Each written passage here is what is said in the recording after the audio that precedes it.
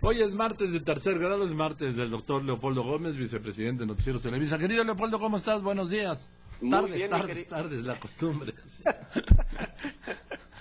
Bueno, pues que nos vimos desde tan temprano que igual seguimos en los días, ¿no? Sí, seguimos en la misma reunión.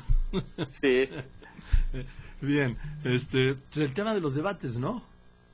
Pues el tema de los debates, en efecto, inicia un nuevo ciclo electoral, Joaquín, y vienen otra vez, ya sabes, las críticas a la despotización de la política, las cuales me parece que tienen fundamento, pues, y creo que los spots no dan para conocer bien a un candidato y mucho menos sus propuestas. Y en ese sentido, estas críticas vienen acompañadas de un llamado a profundizar en las propuestas de los candidatos, incluso en las propias personalidades, el temple de cada candidato, la forma en que puede razonar, argumentar y contrastar sus propuestas con las de los otros candidatos. Y en ese sentido, pues, los debates debieran de ser el espacio privilegiado para ese proceso deliberativo en el cual, pues, esencialmente se contrastan propuestas. El hecho es, sin embargo, que en el caso de México los debates presidenciales no han sido ni serán para este ciclo electoral ese espacio. De inicio, los debates que hemos tenido desde 1994 han sido bajo formatos muy rígidos, ya sabes, en lo que pones a distintos candidatos y sus campañas a que se pongan de acuerdo en un formato. Acabamos siempre con un formato muy rígido, donde hay una presentación, después hay un planteamiento de algún tema, una réplica con 1 minuto o 2 minutos, etcétera, y se vuelven esencialmente, pues, monólogos. No es una colección, es un racimo de monólogos.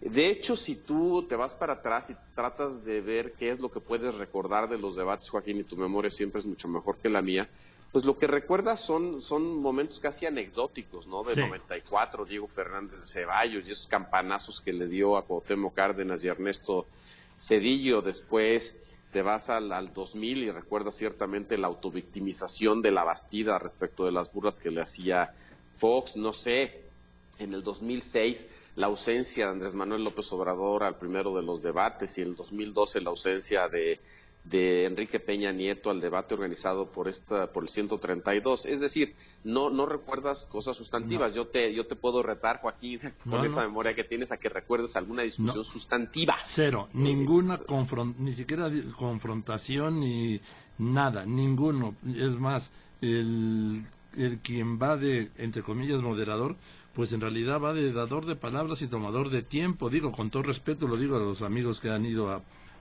conducir, conducir, entre comillas, esos debates. Pues exactamente, les das la palabra por un tiempo fijo, dicen lo que quieran, el que sigue dice también lo que quieran, a veces sí se mencionan uno al otro, pero en realidad no hay una discusión, digamos, un proceso de una conversación, digamos, a fondo sobre los problemas del país. Y la verdad es que la legislación electoral vigente, Joaquín, y las interpretaciones, digamos, judiciales sobre esa legislación no favorecen en nada en ese sentido.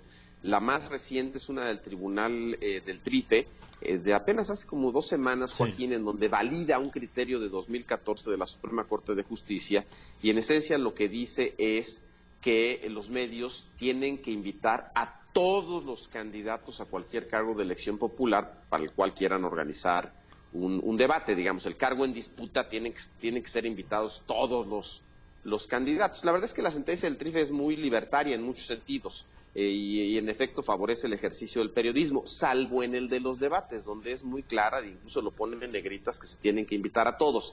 No sé cuántos candidatos vaya a haber en esta elección presidencial, Joaquín, pero si unos 3 de los que están como independientes logran las firmas, que me parece que es algo factible, pues vas a acabar teniendo, no sé, 6 candidatos, 7 candidatos, y en ese sentido, primero, poder acordar un debate y las reglas del debate se vuelve extraordinariamente complicado, pero ya el debate mismo, pues se diluye todo, es decir, la exigencia de que tengas a todos los candidatos, por marginales que sean, en los debates, pues hace muy difícil una reflexión de fondo. Yo creo que para poder profundizar en las personalidades de los candidatos, su nivel de conocimiento sobre los problemas nacionales, digamos, la solidez de sus de sus propuestas, realmente los organizadores de los debates tendrían que tener libertad para decidir a quiénes convocan y cómo conducen el debate.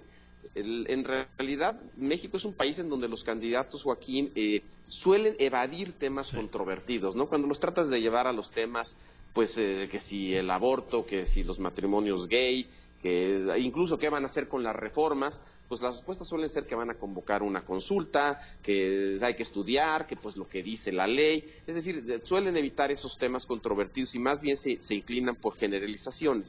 Dado que esa es la situación en México, pues yo creo que tendría que promoverse un intercambio mucho más intenso entre los aspirantes que están contendiendo por un cargo de elección popular y los propios moderadores, Joaquín. Claro. Y aquí la imagen que me viene a la mente pues es más como son los debates en Estados Unidos, donde tienes un moderador o a veces son varios periodistas y se les permite ejercer el oficio periodístico. No se trata de hacer algo que sea inequitativo o sesgado, sino que haya un periodista objetivo, un panel de periodistas plural y que se les pueda preguntar y replicar a los candidatos, incluso marcar inconsistencias.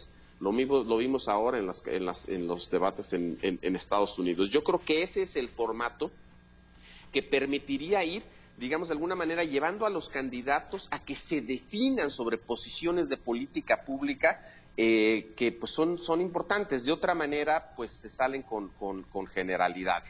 Ahora, la verdad es que con el marco actual, pues eso es prácticamente imposible. Vamos a tener 2 o tal vez 3 debates organizados por el INE y ahí sí entiendo que el INE tenga que invitar a todos los candidatos. Pero pues no sé cuántos debates tendremos organizados por los medios, pero los que tengamos tendrán que ceñirse a esos formatos rígidos en donde realmente no hay un proceso deliberativo. Ahora, yo creo que aún así, sí creo que puede sacársele algo de jugo a esos debates y sobre todo los medios podemos contribuir al proceso democrático. Si no nos fijamos solo, digamos, en lo que es el conflicto, el choque de personalidades o el resbalón de algún candidato, que eso suele ser la nota, y tú lo sabes, Joaquín, así es la naturaleza del periodismo, sino también tratamos de rescatar lo que se pueda de las propuestas y después hacer un esfuerzo incluso por verificar los datos y la viabilidad de cada planteamiento. Yo creo que hay una exigencia, dado el formato de los debates, hay una exigencia mayor, digamos, o un espacio mayor para que los medios se metan y traten de ir mucho más a fondo y no quedarse solo en las cuestiones que al final se vuelven anecdóticas en el debate, Joaquín. Entonces sí creo que los debates son muy importantes en el proceso democrático, son tan solo un eslabón de muchos. Incluso, Joaquín, pues los estudios que se han hecho en Estados Unidos muestran que los debates no deciden una elección. Las tendencias de las encuestas antes y después del debate nunca han cambiado radicalmente. Entonces no es que vayan a decidir una elección. Tampoco es que ahí se vayan a perfilar claramente las posiciones de política pública de cada uno de los candidatos y que no haya otros espacios para hacer esto. Pues, en las entrevistas 1 a 1, en los planteamientos que hacen, en sus programas, digamos, de gobierno, sus propuestas de campaña, también se puede rescatar eso. Pero sí me parece que este proceso deliberativo, esta confrontación de propuestas, este contraste de propuestas, de planteamientos que se da en los debates es muy importante. Bueno, tan importante es que yo creo que en Estados Unidos, como en México, como en otros países, a los candidatos les dedican pues mucho más tiempo a la preparación de los debates que posiblemente a cualquier otro evento de campaña. Entonces sí son importantes. No, insisto, no decisorios, no definitivos en un resultado, ni tampoco son el único espacio para discutir propuestas, pero sí son muy importantes. El problema es que en México las reglas electorales pues complican enormemente eso y hacen de los debates pues una colección de monólogos, Joaquín. Sí, tan es así, Leopoldo, que se le podría hacer la misma pregunta por separado, grabar por separado a los, vamos a poner, 6 candidatos, y por separado, sí, y después editar la misma pregunta como si fuera el debate como está propuesto por el INE, y sería lo mismo, ¿sí? Totalmente de acuerdo, Joaquín, totalmente. Sí. Yo creo que sería mucho más productivo si tú en Radio Fórmula, alguien más en alguna otra estación de radio, en televisión, aquí en Televisa, pudiéramos organizar debates invitar a los candidatos punteros, tal vez también en otro espacio a los que van más atrás o los más marginales o a los de menores intenciones de voto, y tener una conversación más fluida, que tú pudieras platicar con ellos y les pudieras decir, a ver, pero aquí no entiendo esto, ¿qué es lo que está planteando? A ver, entonces, ¿cuál es la definición? Si hay una definición o no hay. Es decir, que pudiera ser mucho más una conversación a fondo sobre los problemas, más que estas participaciones que, como tú dices, se les podría ir a preguntar a cada uno de los distintos temas, se juntan y ya está el debate. Esencialmente no sucede mucho más que eso. Así es, y además lo importante sería confrontar las contradicciones de cada uno de ellos, ¿sí? Es un tema, a ver, el matrimonio de personas del mismo sexo, confrontar a Andrés Manuel López Obrador con tu Margarita Zavala, o con el que sea el candidato del Frente, o con el que sea el candidato del PRI, a ver qué es lo que dicen.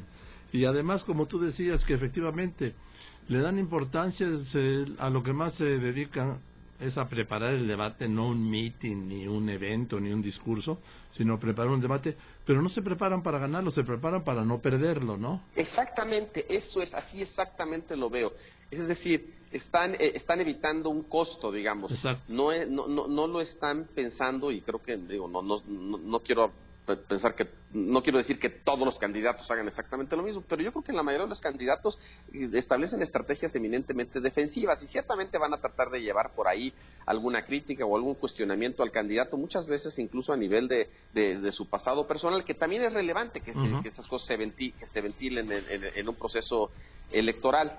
Pero en realidad la solidez de sus propuestas, la diferenciación de unas o a otras, me parece que eso no, digamos, queda muy poco de eso en los debates, Joaquín. Realmente creo que sería muy interesante hacer un ejercicio así de qué definiciones de política pública se han tomado en los debates así con nitidez, y que podamos rescatar, y te aseguro que van a ser muy pocas, porque también, insisto, pues sí hay una tendencia a veces a evitar definiciones.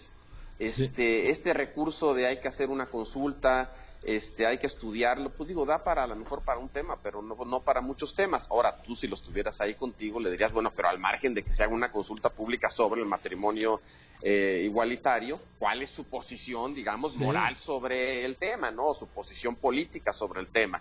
Que eso no sucede en los debates, digamos, un candidato dice una cosa, el otro dice, todos tratan de debatir los temas controvertidos, y al final se saludan y se van.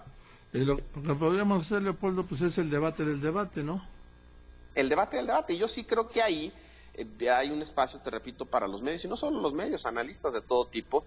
Todo este tema que en Estados Unidos se ha vuelto ahora muy interesante, que es esto de verificar los datos, de verificar la validez de lo que dice. Yo creo que en México ya se han formado organizaciones de la sociedad civil para ese tipo de ejercicios. Me parecen muy sanos, y creo que los medios también debemos hacer eso. A ver, ¿qué es lo que realmente están planteando sobre cada uno de los temas? ¿Cuál es la viabilidad? ¿Están diciendo los cómo o no están diciendo los cómo? ¿Les dan los números o no les dan los números? Yo creo que ese ejercicio es extraordinariamente saludable, y habrá que hacerlo nosotros, porque en los debates no se va a dar como tal. Así es. En fin, querido Leopoldo, pues te mando un abrazo, muchas gracias, y nos vemos al rato. Otro abrazo, mi querido Joaquín, hasta luego. Que estés muy bien, es el doctor Leopoldo Gómez, porque hoy es martes de tercer grado, vicepresidente de Noticieros Televisa.